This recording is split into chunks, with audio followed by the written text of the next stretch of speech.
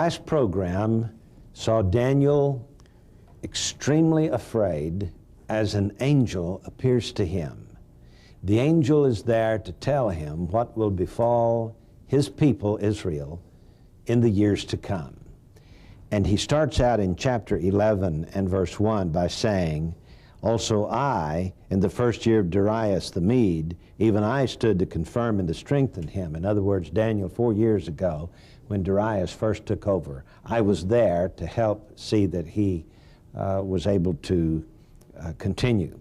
And of course, a big fight's going on behind the scenes between demonic forces of Persia and Michael, and perhaps this angel is Gabriel. We don't know for sure. We're not told explicitly, but we have our suspicions that this is probably also Gabriel. Gary Stearman is here to discuss with me the fight between the Seleucids and the Ptolemies. And we're in Daniel chapter 11, and J.R., I like to call chapter 11 Israel in the eye of the hurricane, because if you just imagine whirling winds around Israel, with Israel right in the middle, and it's not a very comfortable thing to be in the eye of the hurricane, because it moves back and forth, and those winds hit you from time to time, coming from different directions. That's exactly what chapter 11 is all about. And we're not talking about a generation. We're talking about several generations. Yes, we are. In fact, one could even say it comes down to the present day. Israel is still in the eye of the hurricane even today, and for an appointed time to come. Now, according to these few verses here, the introductory verses of chapter 11 of Daniel, we have 3 kings in Persia, a 4th far richer than the rest, and then comes the king of Greece, Alexander the Great, in 480 B.C. Do you remember, here's a date, 480 B.C., Gary, and then we've got Antiochus Epiphanes, Antiochus 4 Epiphanes coming in 168. We're talking several hundred years to hide the hurricane here. We are indeed. What we have here is a prophecy given by this angel, messenger from heaven to Daniel. "Now I will show you the truth. Behold, there shall stand up yet 3 kings in Persia. The 4th shall be far richer than they all, and by his strength through his riches he shall stir up all against the realm of Grecia." And what we have here is Cyrus passing away in 529 BC, followed by Ahasuerus. You can read about him in Ezra chapter 4. Followed by Artaxerxes, followed by Darius Hystaspes in 485 BC, and then comes the period just mentioned by J.R., Xerxes in 480 BC. Now, Xerxes was a warlike, super mega ruler of Persia who had it in his head, I am so rich and so expanded that I'm just going to move my empire to the west, and I believe I can go over the Mediterranean and wipe out the Greeks. And J.R., do you remember what happened when Xerxes tried to go wipe out the Greeks? Yeah, he got wiped out, that's what. He did indeed. And that's where we start this chapter. And so we find this prophecy stirring up all against the realm of Greece actually gives us a beautiful historical picture of what really happened. And in the wake of his defeat, the Greeks developed a terrible hatred for the Persians. It was a national religion to hate the Persians. After Xerxes attempted to wipe them out, this became all of their war chants and their stories and their histories. I mean, everything was directed toward getting even with the Persians. And so when Alexander the Great came along, son of Philip, that was foremost in his mind, and he did it. And we see him in verse 3, "And a mighty king shall stand up that shall rule with great dominion and do according to his will." And that was Alexander the Great going back and taking Persia, exactly as the Greeks wanted him to do. Unfortunately for Alexander, he died pretty soon. Yes. He didn't enjoy his glory very long. His kingdom then was divided into 4 divisions, as we have seen in past studies.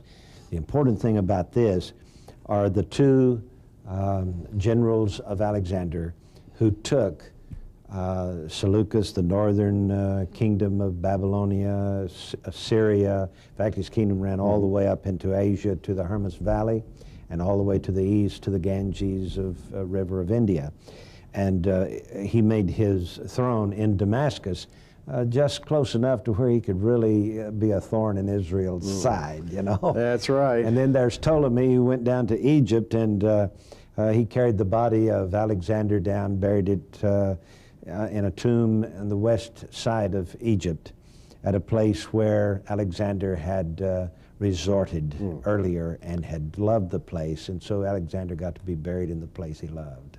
Now, I think we have here a message to the Jews, specifically the Jews of the latter days, who are, even as we speak, reading this, who will in the weeks, months, years to come, begin to be able to read this as the Spirit gives them understanding, because what we have here is that out of Alexander came the great battle between the Seleucids of the north and the Ptolemies of the south that swept back and forth across Israel until at last the Ptolemies sort of faded away, the Seleucids faded away in yet another way, which we'll discuss in a moment, leaving one man standing tall above all the pages of Scripture, a man of great evil, Antiochus IV Epiphanes, who was a Seleucid, and he is the man who is the model for the Antichrist. So the reason for chapter 11 is simply to give a dynastic history and bloodline that can be checked by future generations when they are checking on the identity of the Antichrist. So in these following verses, which we shall just briefly peruse, we're not going to get into the specific details of everything, but we just want to give you a flavor of what went on for those 300 or 400 years. Let's take, for example, in verse 5, the king of the south shall be strong, and one of his princes, the king of the south would be the king of Egypt. Ptolemy Soter. And he made war against Seleucus Nicator, vice-regent of Babylonia, which by that time was a defunct country. But nevertheless, he was a Seleucid, and he was victorious over Ptolemy Soter. And so the battle begins. And verse 6, the end of years they shall join themselves together, for the king's daughter of the south shall come to the king of the north and make an agreement, but she shall not retain the power of the arm, neither shall he stand nor his arm, but she shall be given up. And they that brought her, they're going to betray her, and she'll die there, won't she? Yes, indeed. Well, Ptolemy II gave his daughter Bernice to Antiochus Theos of Syria as a marriage pledge.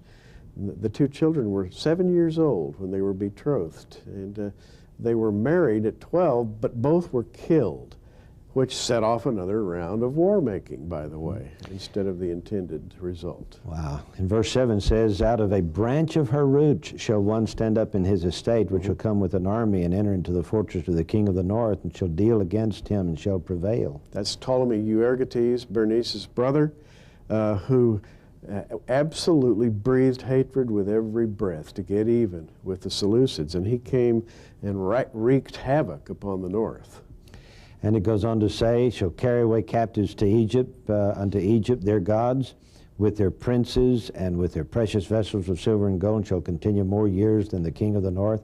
So the king of the south shall come into his kingdom and shall return to his own land, but his son shall be stirred up and shall assemble a multitude of great forces, and they're going to go back and they're going to fight the other guys, and then those other guys are going to come back and fight them. And it goes on and on and on, verse after verse after verse after verse. And what happens when you look at this, and if you study it carefully, there's a long study in this. You can actually study dynasties and bloodlines, both of the Ptolemies and the Seleucids. But geographically, what's happening is that Israel is right in the middle. The Seleucids are in the north, the Ptolemies are in the south, and they're sweeping back and forth across Israel, and poor Israel gets the brunt of all of this fighting. So when we come to verse 15, we come to Antiochus the Great, Antiochus the First Epiphanes. So the king of the north shall come and cast up a mountain, take the most fenced cities, and the arms of the south shall not withstand, neither his chosen people neither shall there be any more strength to withstand. And he that cometh against him shall do according to his own will, and none shall stand before him. And he shall stand in the glorious land, which by his hand shall be consumed. So Israel's going to really get the brunt of all of this. And again, Antiochus the Great attempted a marriage with a southern prince. It didn't work. Israel continues to catch it. And you know, verse 17 says, he shall give him the daughter of women corrupting her, but she shall not stand on his side, neither be for him. This would be Cleopatra. Cleopatra. Not the Cleopatra of Liz Taylor fame, but an earlier, perhaps a grandmother or something of the later Cleopatra. And so there's more fighting and warring back and forth. And then comes verse 20, the raiser of taxes and the glory of the kingdom. We'll get back to that when we return in just a moment. Gary, who is the raiser of taxes? Verse 20, then shall stand up in his estate or in his dynasty, that's the Seleucids, a raiser of taxes. Well, Seleucus Philopater was a man who followed Antiochus the Great. And it was his lifelong dream to raise a giant army, and he taxed the Jews mercilessly and actually raised a large army, but he died before he could move to the south and make war. Now we come to verse 21, and Antiochus for Epiphanes, the big guy, the man who in Daniel prefigures the Antichrist. He is the man who went into Israel and sacrificed a pig on the altar in 168. And we'll say more about that as we get along. Let me read verse 21. In his estate shall stand up a vile person to whom they shall not give the honor of the kingdom, but he shall come in peaceably and obtain the kingdom by flatteries. And with the arms of a flood shall they be overflown from before him, and shall be broken, yea, also the prince of the covenant. And after the league made with him, he shall work deceitfully.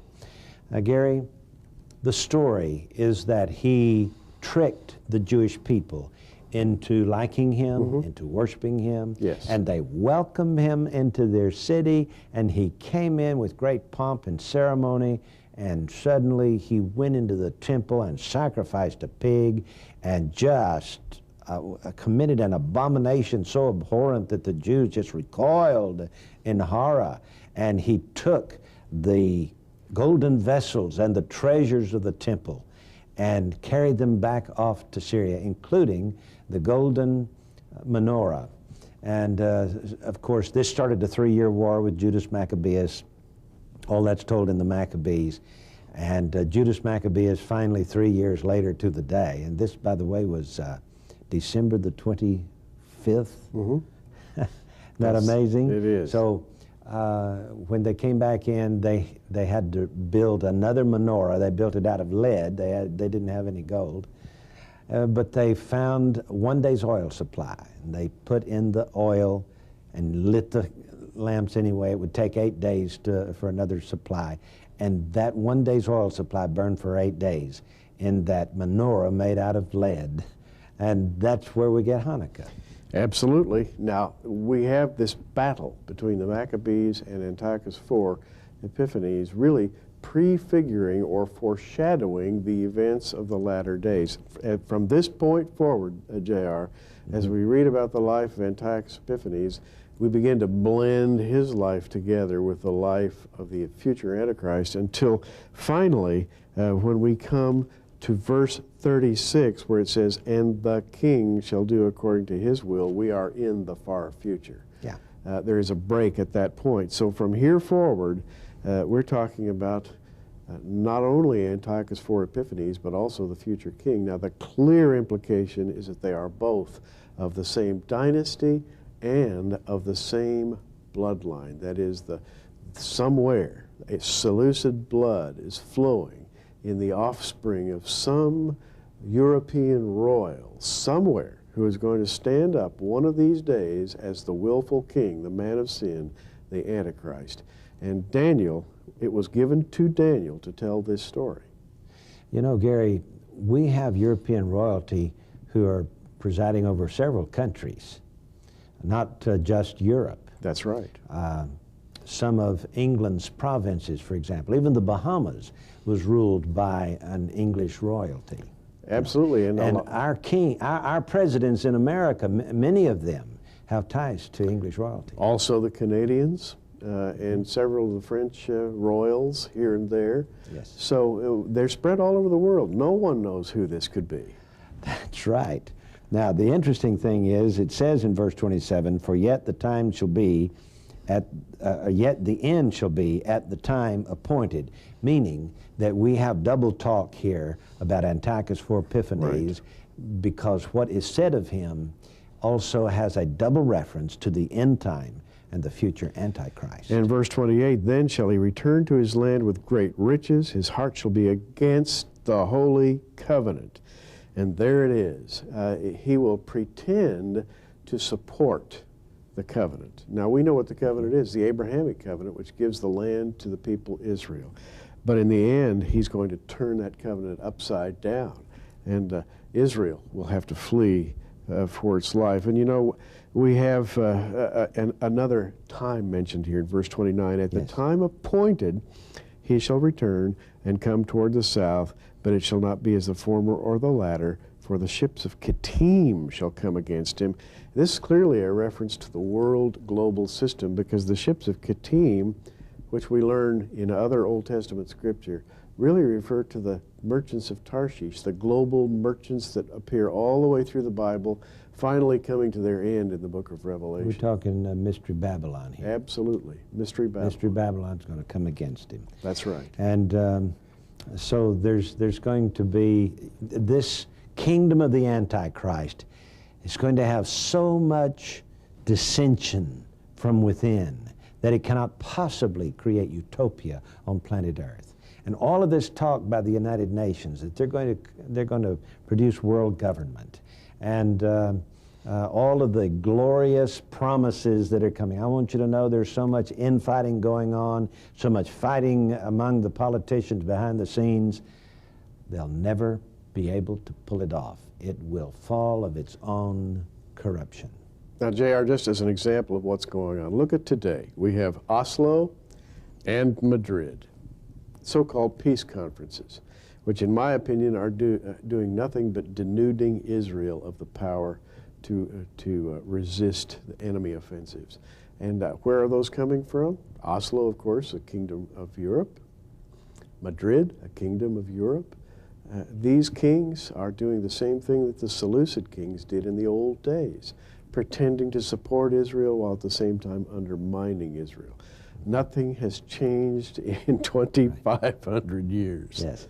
Now, the important thing I want you to see here is that he has a vendetta against the Holy Covenant, so that in verse 31, "And arms shall stand on his part," that is, he's going to fill Jerusalem with an army, "and they shall pollute the sanctuary of strength, and shall take away the daily sacrifice, and they shall place the abomination that maketh desolate."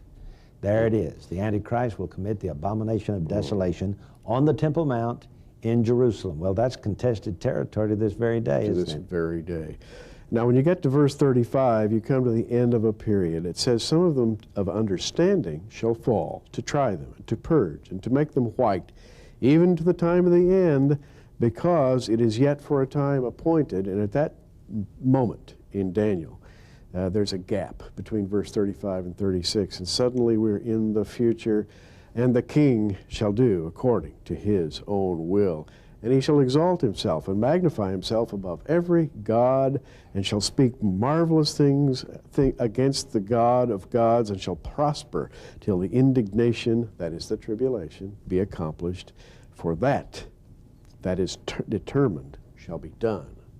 Yes, go on. Read 37. All right. This is important. We're talking Antichrist here, and all of this deals with his personality and his motives. Go ahead.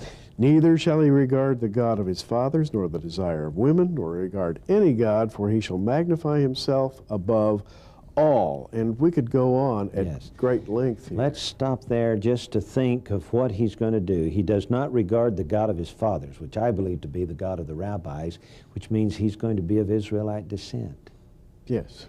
And yet he's going to be of Antiochus Epiphanes. Yes. Descent, and the Seleucid descent, and the Roman descent, and the Caesar's descent. How is he going to get all of this together? It's very simple. He'll be, just like the rabbi said, 150 years BC. He's going to be from the tribe of Dan. In case you're wondering why Dan's missing from Revelation chapter 7. So when he does not regard the God of his fathers, I think it means that he's of the tribe of Dan. The lost tribe, by the way. And we're going to be looking at this and chapter 12 on our next program, so don't miss it. We're winding up here on Daniel.